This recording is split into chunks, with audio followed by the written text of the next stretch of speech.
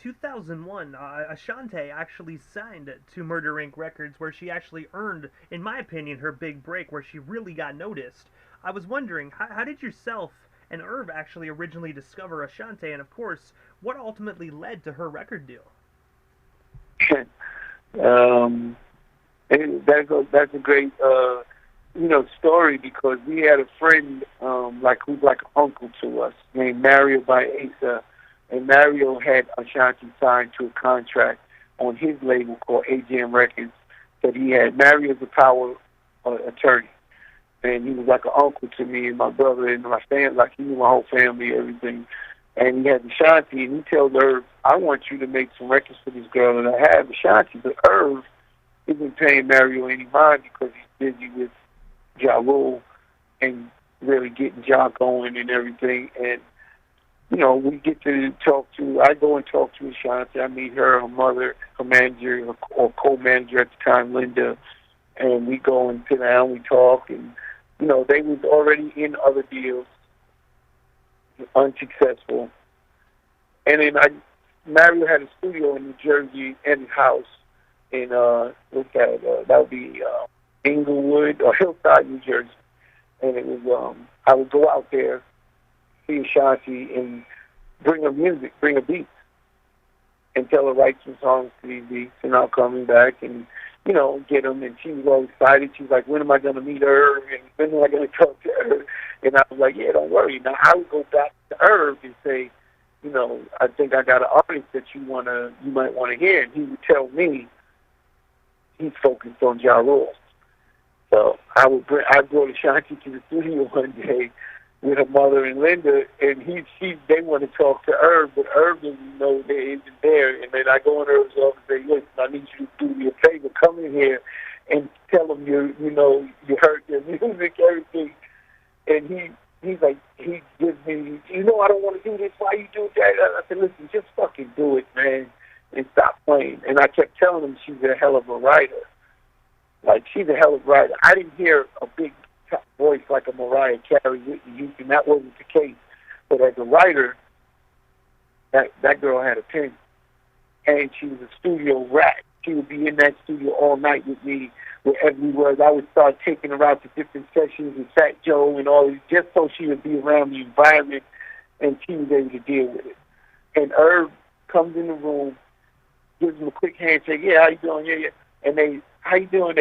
You can see they're so nervous meeting him, and from anticipation, like this is their big break, and they're looking at Irv, and it's just great. For me, I love the story because it's so real, and I see it in all these artists, new artists today, when they talk to me or someone, and that same anticipation, nervousness when it's like their big chance, and they're sitting there. And she was like, how you doing? Did you hear my music? And I was like, yeah, Chris gave me music. But he didn't hear anything. And he said, listen, I got to go. I got to get in another meeting. It's nice meeting you. And he walked out. And then I go behind him, and when I come back in the room, they're like, did he like this? Did he like? I said, oh, yeah, he loves it. He loved it. He loved it. But he didn't say nothing. I'm just really bringing him along because I'm working her to be there. And then what really broke her, because I go back to Irv one more time, and he I don't know if you know horses, and when they're racing, they put those blinkers on so they can stay focused in what's in front of them.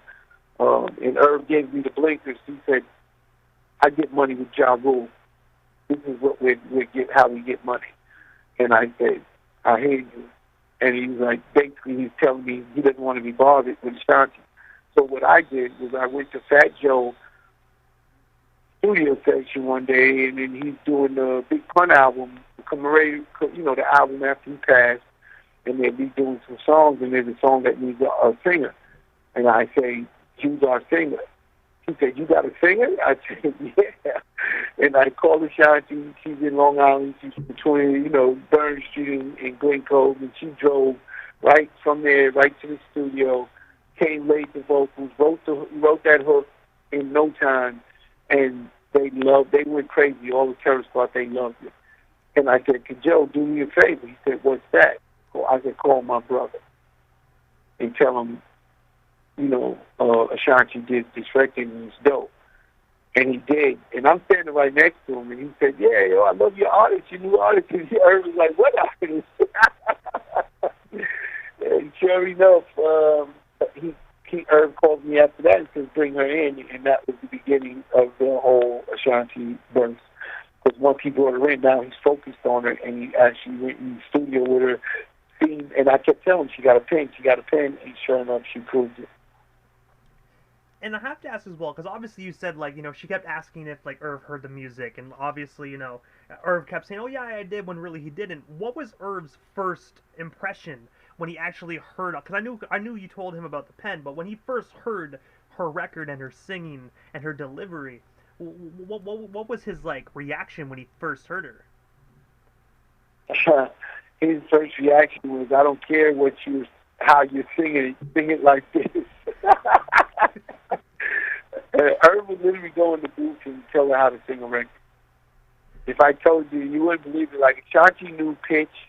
She would sing exactly according to pitch and things of that nature, and she wrote the records with, Irv might have gave me her ideas, but she would bring those ideas to life with the words, right? So Irv might gave her the topic of what to talk about and the way to talk about it, how to talk about it. He really structured those records for her, and then she just took what he was saying and converted in word in song, and that's really the marriage. And then he wasn't, again, she doesn't have a big voice in that. She could sing. Don't get me wrong. Irv made her melodic and not with the big vocals. Like, don't go there. Let's go here. He's thinking of the landscape of music. He's not just looking at what she can do. He's looking at all the artists that are out there, that if we go in certain ways, that they may be able to outperform her. We don't want to lose in that. Like, Irv is thinking about all of these things, not just one thing when he's making records, and we would talk about it, And again, he made incredible timeless records with her. And also as well I'm sorry. No. My apologies, Chris. Go ahead. Yeah, I said he wasn't, like, blown away with her vocally. He really seen she had a pen, though. And when Irv is with someone with talent with that pen, there's no limit to where he could take it.